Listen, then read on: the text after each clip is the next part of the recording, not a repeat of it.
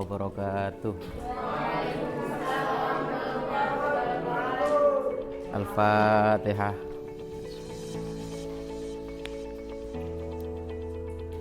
Bismillahirrahmanirrahim. Alhamdulillah. Allahumma sholli ala sayyidina Muhammad. Selamat siang anak-anakku semuanya. Kelas 8 MTSN 4 Banyuwangi. Ya. Gimana kabarnya siang hari ini? Sehat.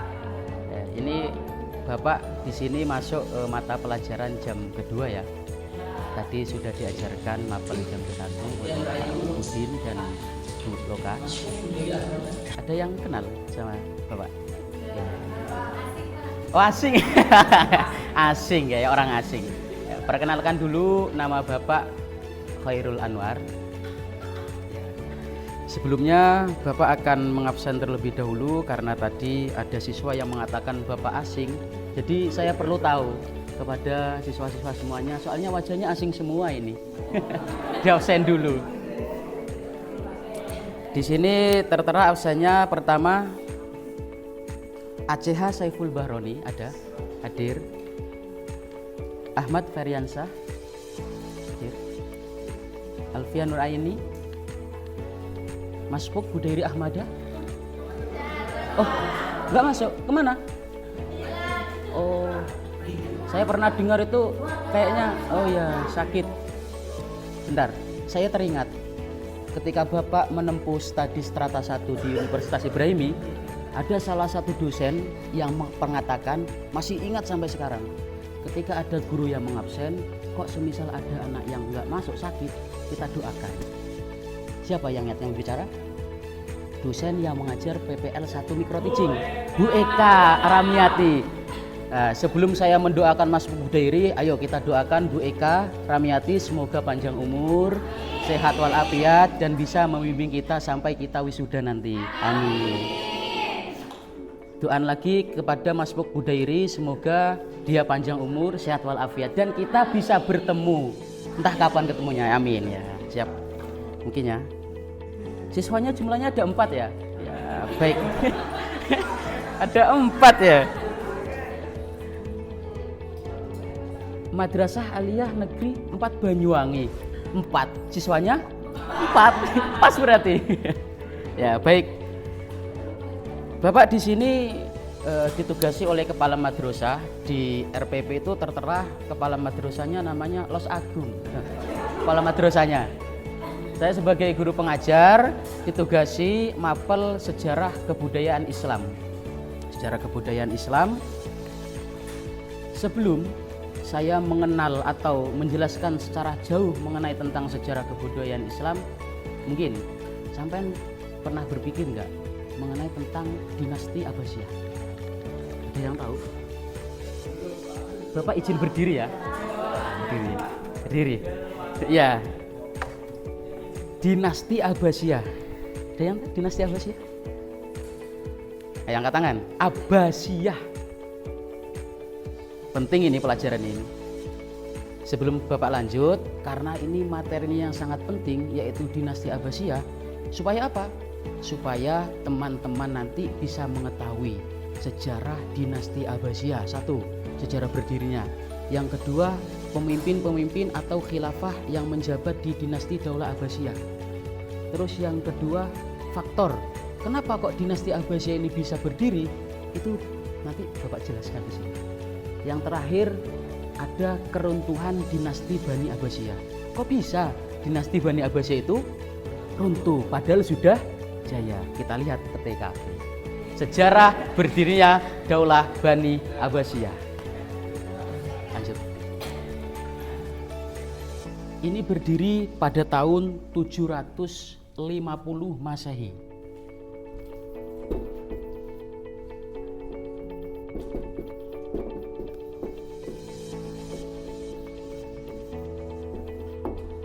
Berapa tadi? 750 Masehi. Oh iya, berarti memperhatikan ya. Saya nulis H, sampean bilang Masehi. Bani Abbasiyah berdiri pada tahun 750 Masehi. Nah, gerakan ini dipimpin oleh keturunan Abbas bin Abdul Muthalib. Siapa pendiri pertamanya? Abbas bin Abdul Muthalib. Pinter.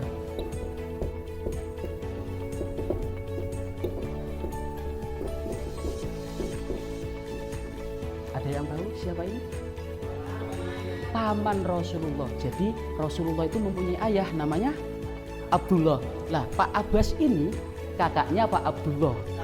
Kakaknya, ayahnya Nabi Muhammad. Jadi Nabi Muhammad kepada Pak Abbas ini manggil paman. Keturunannya Bani Abdul Muthalib atau biasa dikenal dengan Abu Abbas As-Soffah. Saya pernah dengar deh cerita Abbasiyah ini. Dari siapa? Siapa? Oh, Pak Anwar juga.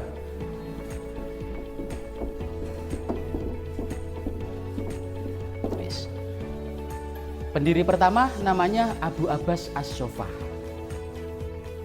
Lanjut. Ini asisten saya. Digaji nih. Bukan asisten dosen tapi asisten guru. Soalnya dia ini di kelas top ranking pertama karena dia sudah IQ-nya sudah cerdas. Bapak legalkan untuk menjadi asisten saya. Meskipun dia nggak diajar, tetap nyaut pembelajarannya. Bani Abbasiyah ini berdiri, ada faktor yang mendukung. Kok bisa muncul Bani Abbasiyah? Ada yang tahu? Sebelum Bani Abbasiyah berdiri ada Bani? Siapa Cak Pak Ujan? Umayyah.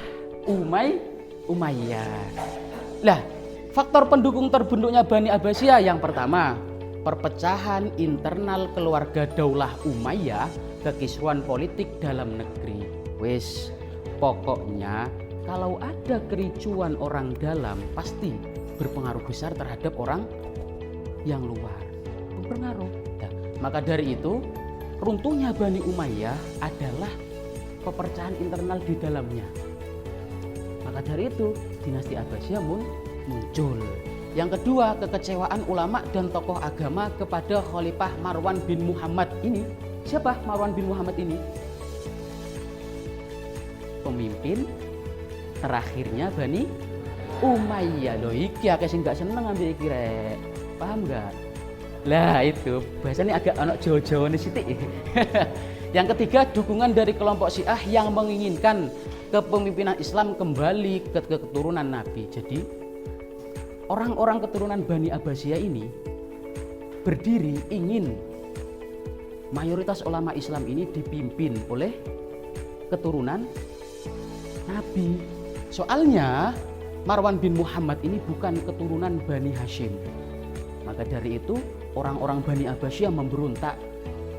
Bagaimana caranya keturunan Rasulullah ini menjadi pemimpin atau keturunan Bani Hashim Abdul Muthalib bisa memimpin umat Islam, yaitu Abu Abbas As-Soffah. Wis. Dilanjut ya. Lanjut apa tidak? Kok tegang sih? Ayo tepuk satu kali. 1, 2, 3. Bilang gua semuanya. Wah. Wis. Di dalam kepemimpinan Bani Abbasiyah ada salah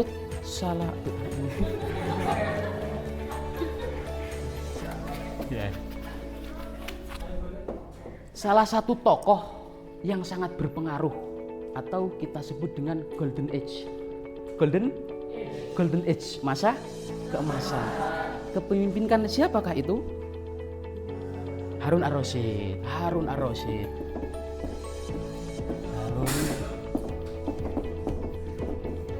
Harun Ar-Rasyid ini di Daulah Bani Abbasiyah sangat terkenal karena memimpinnya sangat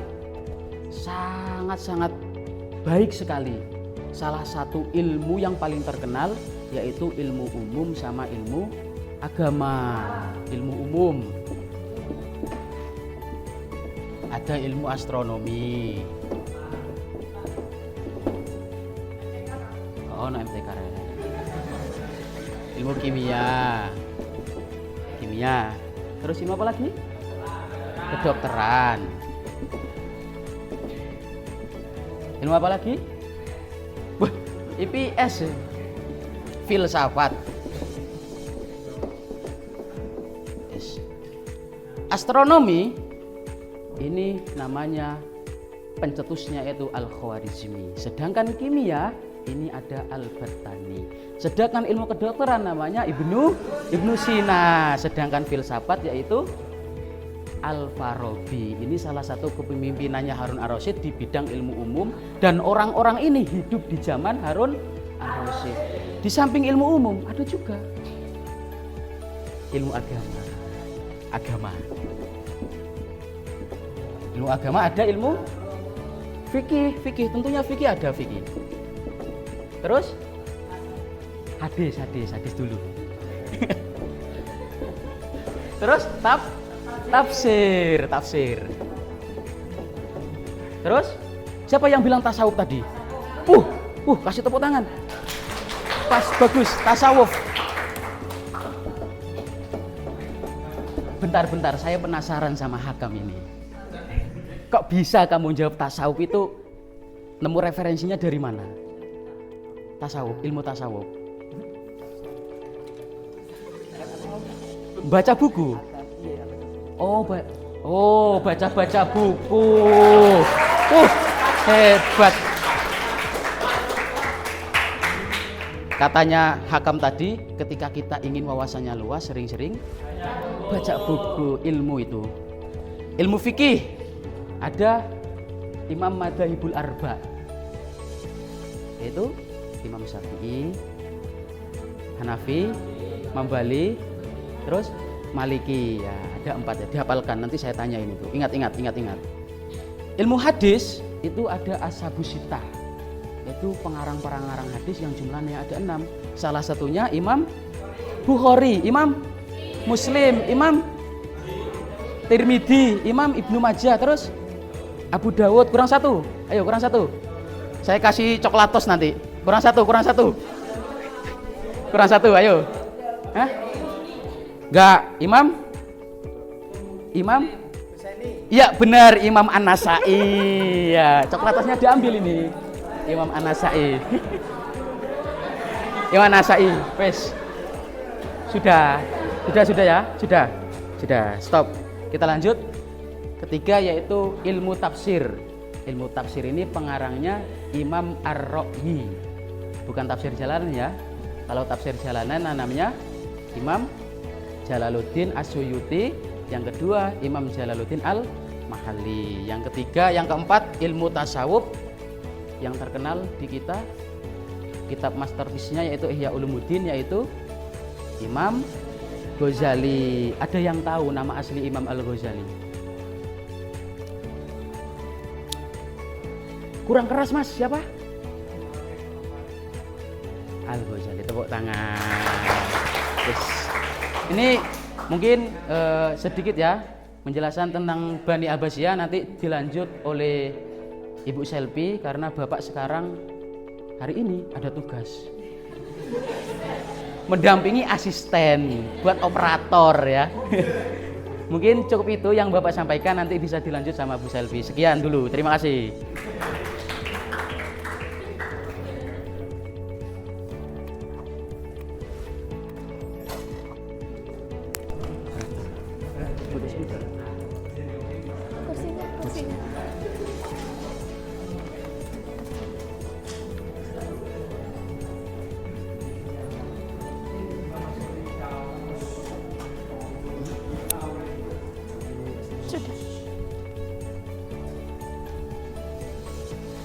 Selamat siang anak-anak. Siang Bu. Masih semangat ya? Semangat Bu. Oke, Ibu akan menyambung penjelasan dari Pak Anwar tadi. Tadi Pak Anwar sudah menjelaskan apa saja? Dirinya. Oke. Mas Wafi, siapa pemimpin pertama dari Daulah Bani Abbasiyah tadi yang sudah dijelaskan oleh Pak Anwar? Ya.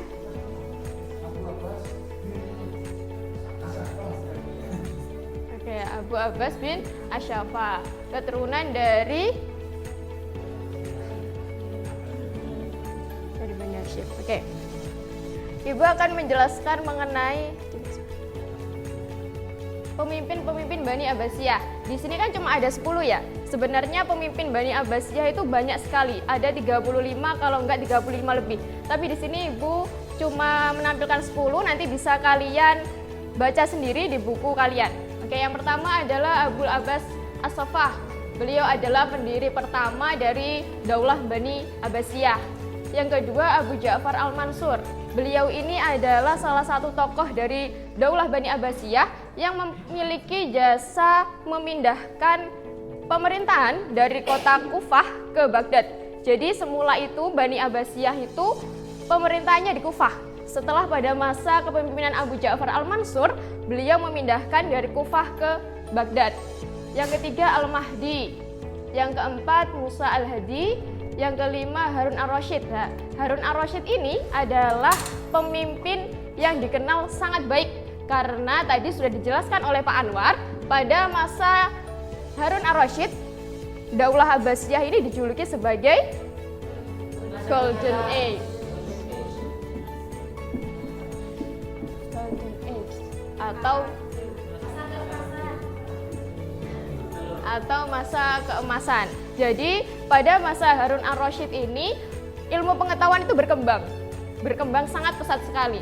Ini ada mulai dari astronomi, kimia, kedokteran, filsafat, fikih, hadis, tafsir, dan tasawuf. Itu berkembang pada masa kepemimpinan Harun Ar-Rasyid. Dan beliau juga mendirikan Baitul Hikmah atau rumah kebijaksanaan yang di dalamnya itu ada perpustakaan dan tempat-tempat untuk penelitian.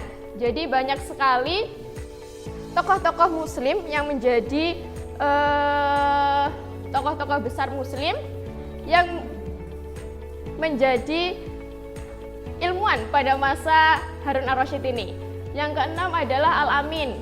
Yang ketujuh Al-Ma'mun. Nah, ini Al-Ma'mun ini adalah anak dari Harun Ar-Rasyid. Pada masa Al-Ma'mun ini Baitul Hikmah itu dikembangkan sangat pesat sekali. Tadi kan Harun Ar-Rasyid itu yang merintis pertama Baitul Hikmah. Pada masa Al-Ma'mun, anaknya itu Baitul Hikmah dikembangkan dengan sangat pesat sekali. Yang kedelapan Al-Mu'tasim, yang kesembilan Al-Watsiq Billah, dan yang 10 Al-Tawakkil 'alallah. Jadi ini adalah 10 pemimpin dari Bani Abbasiyah yang selanjutnya bisa kalian baca di buku kalian sendiri-sendiri ya. Yang selanjutnya adalah faktor runtuhnya Bani Abbasiyah. Ini, kenapa sih Bani Abbasiyah itu bisa runtuh padahal sudah masa kejayaannya itu sudah berpuluh-puluh tahun? Ada dua faktor di sini. Yang pertama adalah faktor internal, yang kedua adalah faktor eksternal. Faktor internal itu adalah faktor yang muncul dalam pemerintahan Daulah Bani Abbasiyah, di dalam pemerintahan Daulah Abbasiyah. Yang pertama adalah hubud dunia atau kecintaan yang berlebihan terhadap kemewahan dunia. Jadi pada awal pemerintahan, khalifah-khalifah Daulah Bani Abbasiyah itu mendapatkan kesejahteraan yang sangat-sangat bagus.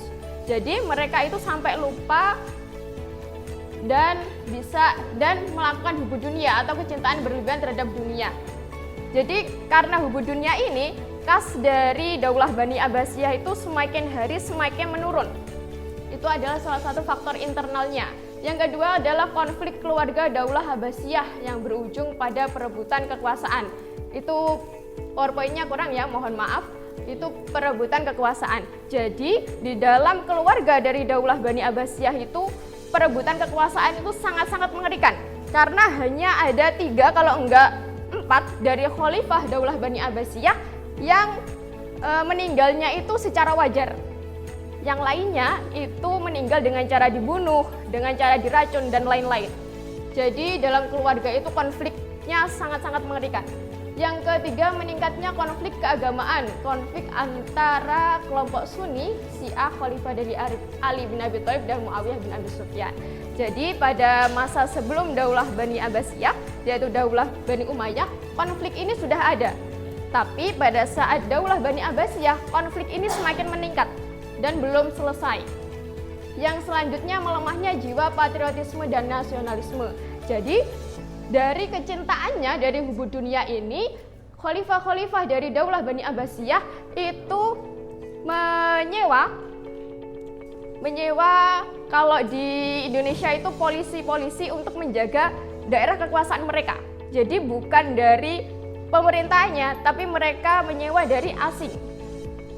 Yang kedua adalah faktor eksternal, yaitu faktor yang terjadi dari luar pemerintahan Daulah Bani Abbasiyah, yaitu penyerangan tentara Mongol atas Baghdad, ibu kota Daulah Abbasiyah yang dipimpin oleh Hulagu Khan.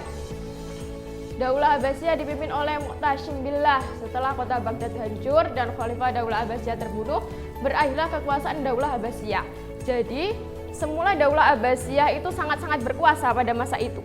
Setelah ada terjadi penyerangan dari tentara Mongol, itu pemerintahan Daulah Abbasiyah itu gugur. Karena kota pemerintahnya hancur dan khalifahnya itu terbunuh. Oke, itu tadi penjelasan dari Ibu mengenai pemimpin dan faktor runtuhnya Daulah Bani Abbasiyah. Dari sini ada yang ditanyakan? Tidak ada ya? Oke. Habis ini Ibu akan membagi kalian menjadi 3 kelompok. Mbak. Ini kertasnya.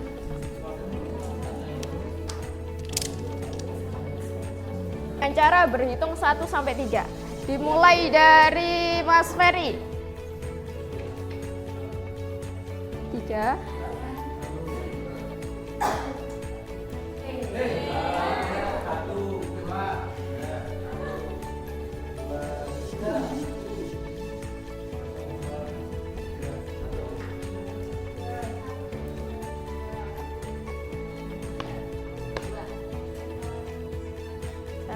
Oke, kelompok 1 bisa berkumpul di sini. Kelompok 1. Kelompok 1.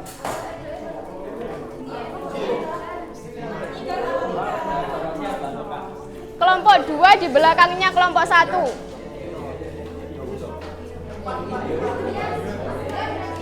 Kelompok 3 di sini. Kelompok 3 di sini. Ayo kelompok 3 di sini. Nggak tahu tadi berapa, ayo. Ayo. Kelompok 1, mana kelompok 1? Kelompok 1. Kelompok 2. Kelompok 3 nih, Bos. Ayo kelompok 2 di sini. Kelompok 4 info. Ini kelompok berapa? Kelompok 3, oke. Ya, ya.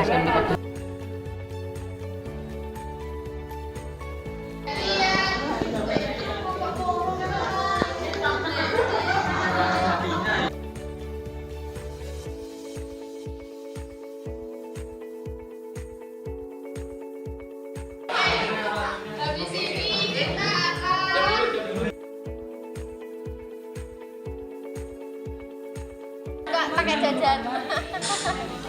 Buat jajan. Sing apa itu?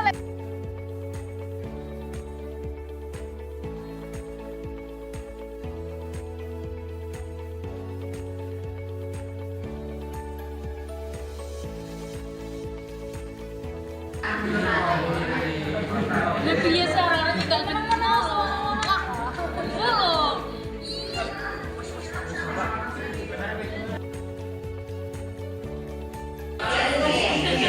Ibarat sekreatif mungkin.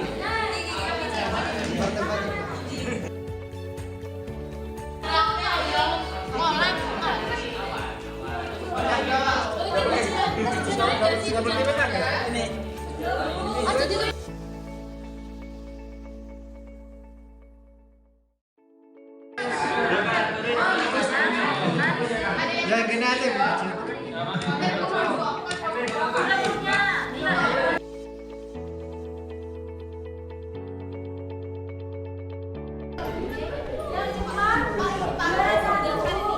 Ayo bawa sini. Saya ambilkan. Iya. Setelah ini Ibu mau satu perwakilan kelompok maju ke depan untuk menjelaskan satu soal saja. Satu soal saja. Satu soal ini. Satu soal. Ayo. Kelompok berapa yang mau maju duluan? Ayo. Dari kelompok berapa? Kelompok 3. Mau menjelaskan? Runtuhnya Daulah Abbasiyah. Oke, runtuhnya Daulah Bani Abbasiyah. Ya. Ya.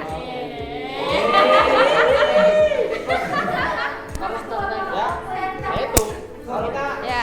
kita menyamakan dengan apa yang kita bahas. Di sini soalnya cek. Ya. Runtuhnya Daulah Abbasiyah diakibatkan oleh akumulasi masalah internal yang melemahkan sendi negara yang sebelum akhirnya dihancurkan oleh serangan eksternal. Jelaskan bagaimana gaya hidup mewah para penguasa dan munculnya dinasti kecil mengakibatkan Baghdad tidak berdaya saat menghadapi serangan Mongol di bawah pimpinan Hulagukan. Jadi jawabannya yaitu, nah di sini keruntuhan Daulah Bani Abbasiyah dipicu oleh faktor internal. Jadi dulu kenapa kok bisa sejaya-jayanya Bani Abbasiyah itu bisa runtuh? Karena di internalnya, di dalamnya itu para penguasanya yang pertama mereka itu rakus ya. Mereka tuh rakus ya. Jadi mereka tuh hidup mewah tapi rakyatnya hidup sengsara. Jadi seperti itu. Makanya muncullah faktor-faktor internal. Jadi jangan dikira Bani Abbasiyah itu Bani apa ya yang bagus gitu ya. Banyak kok penguasa-penguasa yang bejat juga. Ya, gitu.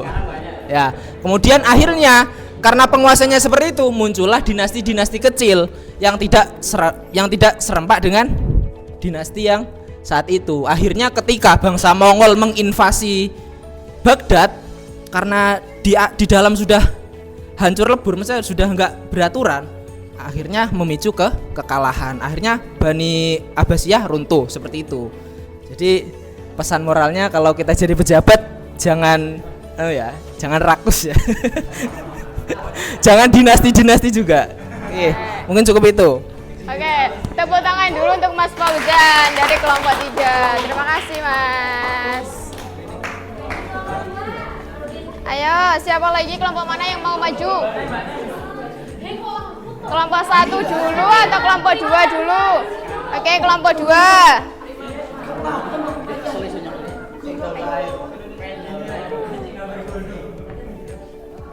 Dari kelompok 2. Mau menjelaskan yang mana? Bentar Bu, dicari Bu. Oh, oke. Dicari dulu. Siti di jawaban di sini. Ini soalnya jawaban di situ nih. Jawabannya yang bawah, jawabannya yang bawah. Yang kuning itu pertanyaannya. Oke. Mau menjelaskan yang mana? Cek.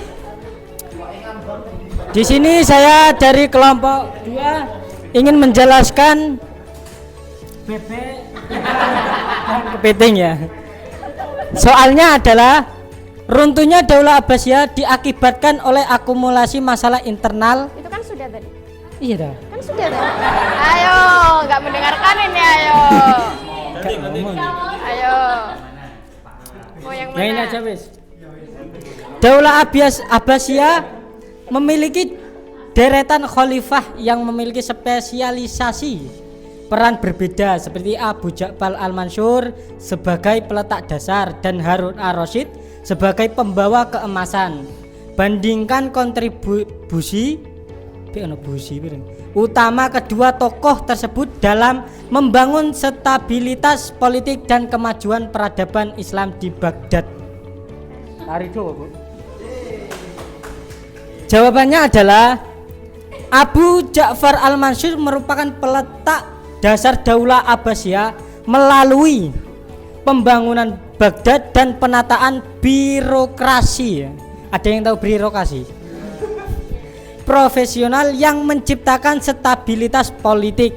Sementara itu, Harun Ar-Rasyid membawa dinasti ini ke puncak keemasan yang disebut dengan The Golden Age, dengan memajukan kesejahteraan rakyat serta ilmu pengetahuan melalui pendirian Baitul Hikmah.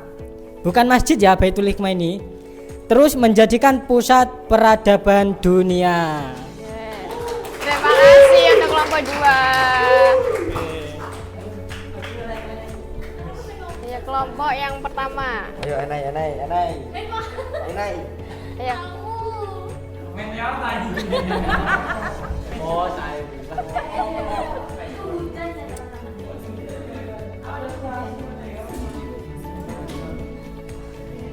Yang ini. Di tengah-tengah. Ini yang belum ini. Oke, baik. Assalamualaikum warahmatullahi wabarakatuh. Waalaikumsalam warahmatullahi wabarakatuh.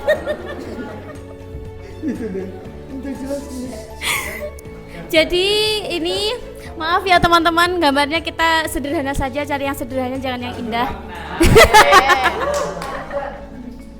Jadi berdirinya Daulah Abbasiyah tidak terjadi secara instan, melainkan melalui strategi panjang yang melibatkan tahap rahasia atau siriyat dan tahap terang-terangan atau al-zur. Jelaskan bagaimana transisi dari gerakan bawah tanah di Humaimah hingga kemenangan di militer di Sungai Zab dapat berhasil menggulingkan kekuasaan Bani Umayyah. Jadi berdirinya Daulah Abbasiyah berhasil berkat aliansi strategis antara keturunan Abbas, kelompok Mawali dan faksi militer Khurasan yang merasa didiskriminasi oleh kebijakan Arab Sinteris Umayyah. Dukungan ini semakin kuat dengan berhubungannya kelompok Syiah dan ulama yang kecewa terhadap kemerosatan moral penguasa Umayyah. Jadi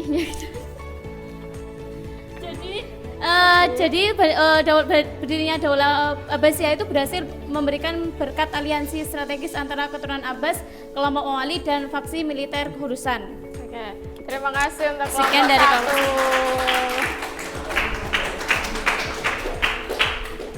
1. Oke, penjelasan dari 3 kelompok sangat-sangat bagus sekali, tapi Ibu mengapresiasi yang paling bagus dari yang bagus, ya.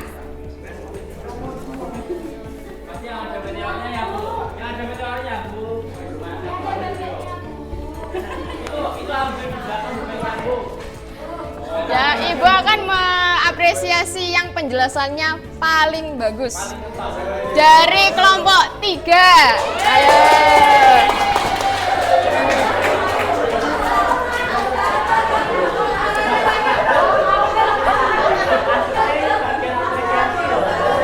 Ayo Mas, di sini Mas. Ayo maju Mas.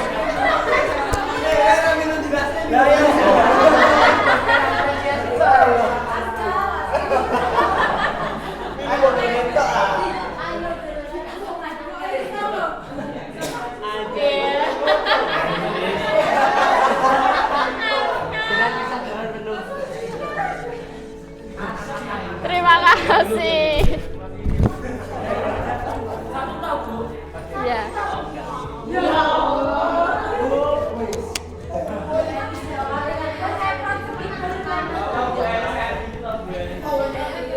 Ya, Ibu pilih yang penjelasannya paling bagus. Semua penjelasan dari kalian itu bagus, tapi Ibu pilih yang paling bagus. Nah, enggak. Kan Ibu sudah bilang penjelasan kalian bagus semuanya. Tapi kan harus pilih salah satu. Siap.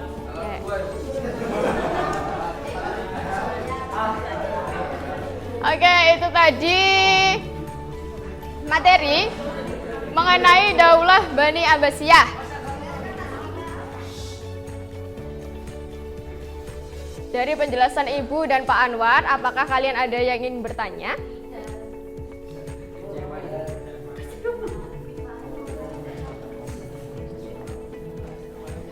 Oke, kalau tidak ada, Ibu yang akan bertanya kepada kalian.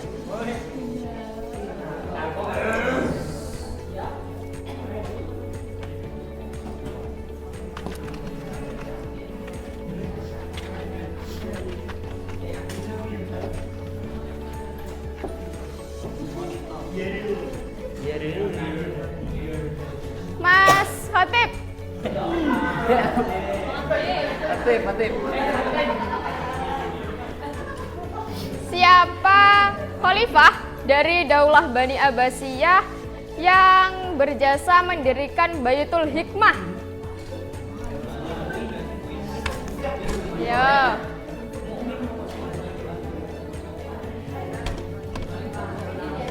Khalifah siapa? Harun ar-Rasyid. Oke, tepuk tangan untuk Mas Khatib. Yang selanjutnya dari perempuan. Mbak Ulul. Siapa khalifah pertama dari Daulah Bani Abbasiyah? Oke, benar, Abbas bin As-Saffah. Tepuk tangan. Oke, jadi itu tadi pelajaran SKI yang sudah kita bahas mengenai Daulah Bani Abbasiyah. Oke.